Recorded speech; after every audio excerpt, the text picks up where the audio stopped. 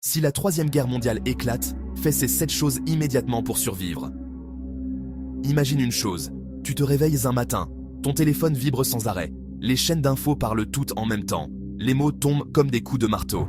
Mobilisation générale, rupture des chaînes d'approvisionnement, menaces nucléaires, fronts multiples.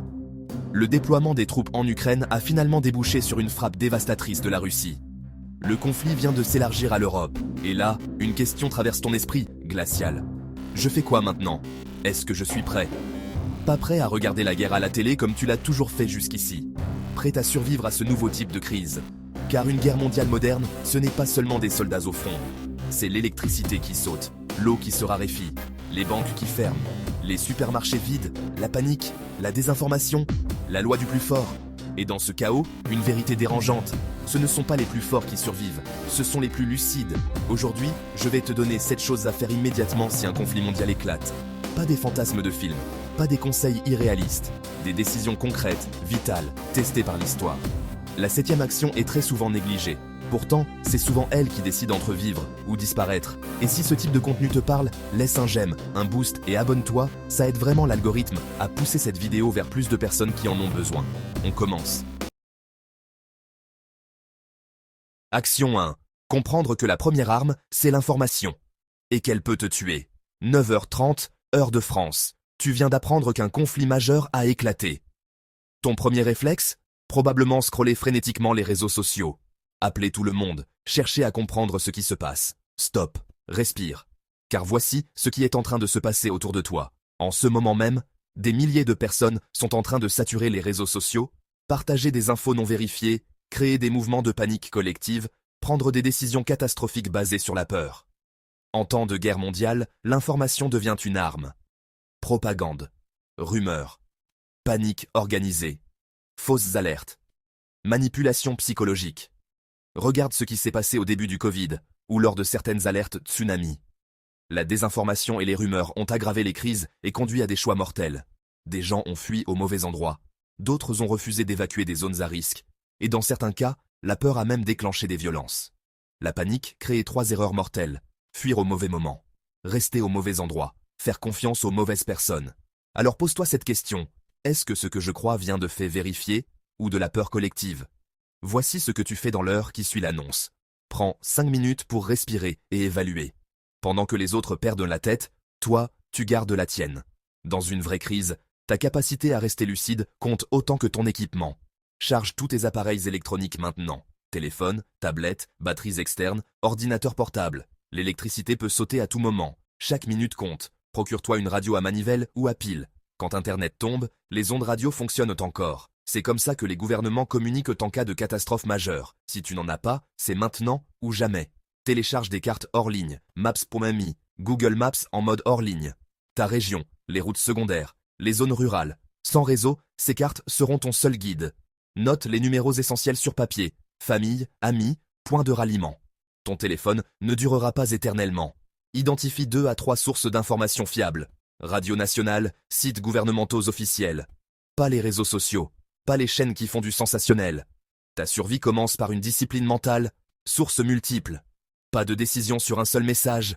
Pas de réaction émotionnelle immédiate. Ceux qui contrôlent l'information contrôlant les masses. Ne fais pas partie de la masse. Mais quand la peur se propage, les étagères se vident plus vite que les bombes ne tombent. D'où la 2e action. Action 2. Sécuriser l'eau et la nourriture pendant que c'est encore possible. L'annonce vient de tomber. Dans quelques heures, peut-être quelques minutes, des millions de personnes vont réaliser la même chose en même temps. Et ils vont tous faire la même chose, se ruer vers les supermarchés. Regarde l'histoire récente, Ukraine 2022. Dans plusieurs villes, les rayons de nombreux supermarchés ont été vidés en très peu de temps, après le début de l'invasion. Covid, mars 2020. Dans plusieurs pays, certains rayons de supermarchés ont été vidés en moins de 24 heures, après les annonces, provoquant des pénuries locales. Crises énergétiques, files d'attente de plusieurs kilomètres. Catastrophe naturelle, violence dans les magasins. La règle est simple. Pendant que les autres hésitent, toi, tu agis. Pendant que les autres discutent, toi, tu stockes. Car quand les gens réalisent que la situation est grave, ils ne deviennent pas solidaires. Ils deviennent urgents. Ils deviennent dangereux. L'eau, ta priorité absolue. Soyons clairs sur une chose. Tu peux survivre 3 semaines sans manger. Tu pourrais ne pas survivre à 3 jours sans eau. Et dans un conflit majeur, l'eau potable devient instantanément la ressource la plus précieuse. Infrastructure fragile. Attaque sur station d'épuration. Pannes électriques, contamination. Ton robinet peut s'arrêter de couler aujourd'hui. Voici ton plan d'action immédiat. Remplis tous tes contenants maintenant. Baignoire, seau, casserole, bouteilles vides, gourdes, bassines. Tout ce qui peut contenir de l'eau. Une baignoire standard contient environ 300 litres. Tu peux la remplir comme réserve d'urgence pour l'hygiène et, si nécessaire, pour l'eau de boisson et de cuisson après traitement. Bouillir, filtrer, désinfecter. Fais tes calculs. Une personne égale 3 à 4 litres par jour. Boisson plus hygiène. Famille de 4 personnes égale 12 à 16 litres par jour. Pour tenir une semaine, plus de 100 litres. Stock de l'eau de Javel non parfumée. Si tu dois purifier de l'eau douteuse, 2 gouttes d'eau de Javel à 5% par litre d'eau claire. Laissez reposer 30 minutes. Repère tes sources d'eau alternatives dès maintenant. Rivières, lacs, puits, à proximité. Même de l'eau non potable peut être bouillie ou filtrée. Sache où elle se trouve avant que tout le monde y pense. La nourriture, intelligemment. Tu as peut-être 1 à 3 heures avant que les supermarchés deviennent des zones de guerre. Ne perds pas ce temps à courir vers les pâtes et le riz comme tout le monde. Pourquoi? Ces aliments nécessitent de l'eau et de l'énergie pour cuisiner. Si ton eau est rationnée et ton électricité coupée, tu es coincé avec de la nourriture inutilisable. Ce que tu dois prioriser, aliments prêts à consommer, conserves, fruits, légumes, viande, poissons, barres énergétiques, fruits secs, noix, beurre de cacahuète, lait en poudre. Rien qui nécessite de cuisson. Aliments denses en calories. Les lipides égale 9 calories par gramme. Les protéines ou glucides égale 4 calories par gramme. Maximum d'énergie dans un minimum de volume. Compléments alimentaires, multivitamines, électrolytes. En stress extrême, ton corps a besoin de soutien. N'oublie pas, sel, sucre, épices, le moral compte. Nourriture pour tes animaux. Ouvre-boîte, manuel. Vise 2000 calories par personne par jour. Famille de 4 pendant 2 semaines égale 112 000 calories. En conserve et aliments denses, ça tient dans quelques cartons. Et pose-toi cette question, honnêtement. Si demain, plus rien ne fonctionne, combien de jours je tiens? Si la réponse est moins de 72 heures, tu es en danger. Cependant, dans un monde qui s'effondre, ce n'est pas toujours celui qui a le plus qui survit. C'est souvent celui que personne ne remarque. Action 3. Restez discret. Dans un monde qui s'effondre, la visibilité devient un danger. Tu as sécurisé de l'eau, tu as de la nourriture. Maintenant, ferme-la. En temps normal, on aime montrer ce qu'on a. En temps de guerre, c'est l'inverse. La règle de survie est brutale. Celui qui montre ses ressources devient une cible. Pas besoin d'ennemis armés. La faim transforme les voisins. La peur transforme les amis. Alors voici la loi de la discrétion. Discrétion alimentaire, ne cuisine pas d'odeur forte qui attire l'attention. Pas de barbecue quand tout le monde a faim. Discrétion énergétique, si tu as de l'électricité, groupe électrogène, panneau solaire, ne l'affiche pas. Pas de lumière vive la nuit quand tout le quartier est dans le noir. Couvre tes fenêtres. Discrétion dans les déplacements, ne te déplace pas avec des sacs visiblement pleins. Pas de chariot qui déborde. Fais plusieurs petits trajets si nécessaire. Discrétion totale sur les réseaux. Ne poste rien sur tes préparations, rien sur tes stocks, rien sur ta localisation précise, rien qui pourrait être utilisé contre toi. Discrétion sociale, ne te vante pas. Ne rassure pas en disant « moi je suis préparé ». Se fondre dans la normalité. Ne pas paraître ni trop pauvre, ni trop préparé. L'objectif, être invisible. La survie, ce n'est pas briller, c'est ne pas attirer l'attention. Cependant, toutes les zones ne deviennent pas dangereuses au même moment, mais certaines le deviennent mortellement. D'où l'action 4. Action 4. Crée ton refuge sûr et identifie les zones à fuir. Le conflit s'intensifie. Certaines régions vont devenir des centres logistiques militaires, des cibles stratégiques prioritaires, des zones de tension civile extrême, des couloirs de fuite saturés et dangereux. D'autres restent peau plus calmes, plus rurales, plus autonomes. Il faut réfléchir, maintenant, pas quand les routes sont bloquées. Évalue ta position. Pose-toi ces questions. Où suis-je par rapport aux infrastructures sensibles? Centrales électriques, bases militaires, ports, aéroports, centres de commandement. Plus tu es proche, plus tu es en danger. Où est l'eau naturelle proche de moi? Rivières, lacs, nappes phréatiques. En cas de coupure prolongée, c'est vital. Où est la nourriture locale? Fermes, zones agricoles, marchés ruraux. Les villes dépendent de chaînes d'approvisionnement fragiles. Où sont les hôpitaux? En cas de blessure, chaque minute compte. Quelle est ma route d'évacuation?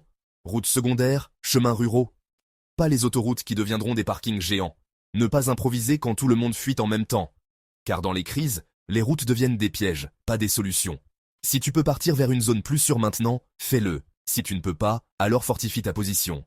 Ton refuge intérieur. Oublie les bunkers à millions d'euros. On parle de créer un espace sécurisé avec ce que tu as maintenant. Identifie la pièce la plus sûre de ton logement. Idéalement, au sous-sol, sans fenêtre, au centre du bâtiment, loin des murs extérieurs. Pourquoi? En cas d'explosion, de retombées radioactives ou de projectiles, tu veux le maximum de matière entre toi et l'extérieur. Pas de sous-sol. Choisis une pièce intérieure au rez-de-chaussée. Salle de bain, plaçard, couloir central. Renforce cette pièce, maintenant. Empile des meubles lourds contre les murs extérieurs. Livres, matelas, sacs de terre ou de sable. Chaque centimètre de matière dense compte. Les radiations perdent de leur intensité en traversant la matière. Une épaisseur de 30 cm de matière dense peut réduire fortement l'exposition. Prépare ton kit de survie dans cette pièce. Eau, au moins 20 litres par personne. Nourriture non périssable, minimum 2 semaines. Radio à manivelle, lampe torche, plus, pile, trousse de premiers soins complète, médicaments essentiels, 2 kits tes besoins normaux. Papiers importants dans un sac étanche. Batteries externes chargées.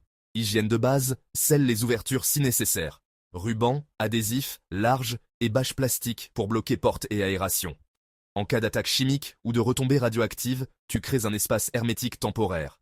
Organise un système de toilettes d'urgence. Seau avec sac plastique et litière pour chat ou sûr. Pas glamour mais essentiel. L'objectif, un cocon où te terrer en sécurité pendant les 48 à 72 heures critiques. C'est la période la plus dangereuse. Radiation au maximum. Panique au sommet. Violence urbaine.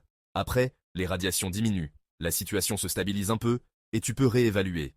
Mais ces 3 premiers jours, reste à l'intérieur autant que possible. Dans une guerre mondiale, une simple infection peut devenir une condamnation. Voici ce que tu dois faire. Action 5. Préserver ta santé quand le système médical sature. En guerre mondiale, les hôpitaux se remplissent vite. Blessés militaires, blessés civils, victimes de radiation, victimes de panique. Les médicaments manquent, les médecins sont débordés, les ambulances ne répondent plus. Une simple infection peut redevenir dangereuse, une déshydratation peut tuer, un choc émotionnel peut paralyser. La survie, ce n'est pas seulement éviter les bombes, c'est éviter l'effondrement du corps. Voici ta checklist santé immédiate. Hygiène stricte devient vitale. Se laver les mains, c'est la priorité absolue. Gel hydroalcoolique, savon, eau propre. Les infections se propagent vite dans des conditions dégradées. Constitue ta pharmacie d'urgence maintenant. Pansements, compresses, désinfectants, paracétamol, anti-inflammatoire, antidiarrhéique, car la déshydratation tue rapidement, antibiotiques si tu peux, sur prescription. Tes médicaments chroniques en double quantité minimum. Gestion du stress. Le stress chronique détruit ton système immunitaire. Technique de respiration, routine quotidienne, moment de calme planifié. Sommeil et hydratation. Dors quand tu peux, même en journée. Bois régulièrement, même sans soif. La déshydratation commence avant la sensation de soif. Activité physique minimale, même confinée, bouge 15 minutes par jour. Étirement, pompe, squat. Les muscles qui s'atrophient, c'est la vulnérabilité qui monte. Hygiène dentaire, une rage de dents sans dentiste peut devenir un cauchemar. Brosse-toi les dents 2 fois par jour, toujours. Un corps faible prend de mauvaises décisions. Un esprit épuisé fait des erreurs fatales. Protège ta machine. Mais il existe une vérité en survie. Seul, on survit parfois au choc. En groupe, on survit à la durée. C'est ce qui rend capitale l'action suivante. Action 6. Ne jamais rester seul psychologiquement. Prépare ton réseau humain. L'être humain isolé prend de mauvaises décisions. Peur, cela mène aux erreurs. Fatigue, cela mène à l'imprudence. Solitude, cela conduit au désespoir. Voici la vérité que beaucoup ne savent pas. Dans une vraie crise mondiale, ton réseau humain vaut plus que n'importe quel stock de provisions. Pourquoi ? Parce que l'humain est un animal social. Seul, tu es vulnérable. En groupe organisé, tes chances de survie explosent. L'histoire nous l'a montré, encore et encore. Après l'ouragan Katrina, pendant le siège de Sarajevo, dans les camps de réfugiés, après les effondrements économiques. Ce sont les communautés soudées qui s'en sortent. Mais attention, je ne te dis pas de faire confiance à tout le monde. Je ne te dis pas de révéler tes ressources. Je te dis d'identifier tes alliés de confiance maintenant. Pas tes 500 contacts Facebook. Pas tes collègues de bureau. Tes vrais alliés. Famille proche. Amis de longue date. Voisins fiables que tu connais depuis des années. Ceux qui seront là quand ça compte. Établis un plan de ralliement. Si les réseaux tombent, comment vous retrouvez-vous? Fixez un point de rendez-vous physique maintenant. Si un conflit majeur éclate, on se rejoint tous chez X dans les 24 heures. Pas de débat au moment critique. Pas d'hésitation. Un plan clair, connu de tous. Plan A, chez qui? Plan B. Si plan A, impossible, ou plan C. Point de secours rural si tout s'effondre. Identifier les compétences complémentaires. Dans ton cercle proche, qui sait faire quoi? Un ami médecin ou infirmier? Un mécanicien ou ingénieur? Un militaire, policier ou pompier? Quelqu'un qui sait cultiver, chasser, pêcher? Quelqu'un qui sait cuisiner avec peu de moyens? Quelqu'un qui a des compétences électriques? Dans une crise prolongée, ces compétences deviennent vitales. Ton groupe doit être diversifié. Chacun apporte quelque chose d'unique. Créez un système de veille mutuel. Si vous êtes voisins proches, partagez les informations fiables. Mettez en commun certaines ressources. Montez la garde à tour de rôle si nécessaire. Soutenez-vous psychologiquement. Mais reste discret face aux autres. Pas une foule, pas des inconnus. 3 à 8 personnes, stables, calmes, rationnelles. C'est la taille optimale d'un groupe de survie. Assez grand pour se soutenir, assez petit pour rester coordonné. Parce que dans une guerre mondiale, le danger le plus sournois n'est pas toujours extérieur. C'est la perte de lucidité. Et un bon groupe te garde ancré dans la réalité. Mais voici l'action sans laquelle toutes les autres risquent de ne pas tenir dans la durée. Action 7, souvent la plus négligée, préparer ton esprit à l'inconfort prolongé. Voici la chose que presque tout le monde oublie. Et c'est souvent celle qui fait toute la différence. On se prépare pour le choc initial, l'explosion, la panique du premier jour, la fuite dramatique. Mais la vraie guerre mondiale, ce n'est pas un film de 2 heures. C'est des mois, peut-être des années d'incertitude. Plus de confort automatique, plus de sécurité évidente, plus de repères stables, plus de normalité. La vraie question n'est pas « est-ce que je survivrai au premier choc ?» mais « est-ce que je tiendrai quand l'espoir s'use, quand les semaines deviennent des mois, quand je ne sais plus quand ça finira ?» Les témoignages de survivants de conflits sont unanimes. Garder sa santé mentale est aussi important que garder son corps en vie. Le stress extrême, la peur constante, l'incertitude totale, ça détruit les gens de l'intérieur. Beaucoup survivent physiquement, mais peu survivent mentalement intacts. Voici comment te préparer psychologiquement. Accepte la réalité, mais refuse la panique. Oui, la situation est grave. Non, paniquer ne t'aidera pas. La peur est au normal. La paralysie ne l'est pas. Respire. Recentre-toi. Agis. Limite l'exposition aux informations anxiogènes. Ne reste pas scotché aux infos 24 heures sur 24. Ça te consume de l'intérieur. Fixe des moments précis, 2 à 3 fois par jour, pour t'informer. Le reste du temps, déconnecte. Concentre-toi sur ce que tu peux contrôler, pas sur le chaos mondial que tu ne peux pas arrêter. Maintiens des routines. Aussi ridicules que ça paraisse dans un contexte de guerre, se brosser les dents, faire quelques exercices physiques, lire 10 minutes, tenir un journal. Ces routines normales maintiennent ta santé mentale. Elles te rappellent que tu es toujours humain. Pas un animal terrifié. Un humain qui garde sa dignité. Parle. Exprime tes peurs, tes angoisses, tes doutes. Avec ta famille, tes amis, ton réseau. Le silence mental tue. La verbalisation soulage. Les émotions refoulées deviennent des bombes à retardement psychologique. Trouve ton pourquoi. C'est quoi ton pourquoi? Pourquoi tu te bats pour survivre? Tes enfants, ta famille, ton désir de voir un monde meilleur renaître. Ton rêve de témoigner de cette époque, accroche-toi à ça. Dans les moments les plus sombres, c'est ce qui te fera tenir. Prépare des activités sans électronique, livres, plusieurs et variés, jeux de société, cartes, carnets pour écrire ou dessiner, instruments de musique simples. Si l'électricité est coupée pendant des semaines, tu auras besoin d'occuper ton esprit. L'ennui en situation de stress, c'est un danger mental. Accepte l'inconfort. Ceux qui survivent sur la durée sont ceux qui acceptent la lenteur, la frustration, l'attente interminable, la simplicité forcée, l'absence de réponse claire, la discipline mentale. Pas de Netflix, pas de livraison en un clic, pas de douche chaude quotidienne, pas de confort moderne. Peux-tu vivre comme tes arrière-grands-parents? Parce que c'est peut-être ça qui t'attend. La guerre mondiale ne tue pas seulement par les armes. Elle épuise, elle use, elle teste ta résilience intérieure. L'effondrement psychologique tue aussi sûrement qu'une blessure physique. Protège ton mental comme tu protèges ton corps. Conclusion. Si une troisième guerre mondiale éclate, le monde ne s'effondrera pas en un film spectaculaire. Il s'effondrera en silence. Rayons vides, pannes en cascade, peur qui se propage, désorganisation totale et décisions irréversibles prises dans la panique. Soyons clairs. Est-ce que je veux que tu aies à utiliser ces connaissances? Absolument pas. J'espère sincèrement que cette vidéo restera purement théorique. Que dans 5 ans, on se dira tu te souviens de cette vidéo sur la troisième guerre mondiale en riant. Mais voilà la vérité, les crises arrivent quand on ne s'y attend pas. Elles frappent ceux qui pensent être à l'abri, et ceux qui survivent ne sont pas les plus forts, ni les plus riches, ce sont ceux qui étaient préparés, mentalement, physiquement, stratégiquement. La vraie question que je te laisse est simple, si tout bascule cette nuit, est-ce que tu fais partie de ceux qui subissent, ou de ceux qui ont anticipé? Ne range pas ces infos dans un coin de ta tête en te disant ça n'arrivera jamais. Prends au moins quelques actions cette semaine. Remplis quelques bidons d'eau, achète une radio d'urgence, constitue une petite réserve de conserve. Parle à tes proches d'un plan de ralliement. Identifie la pièce la plus sûre de ton logement. Prépare une petite pharmacie d'urgence. Ça te prendra quelques heures. Ça te coûtera quelques dizaines d'euros. Et si cette vidéo t'a parlé, laisse-moi un j'aime, un boost et abonne-toi à la chaîne. À bientôt sur Éco Décryptage.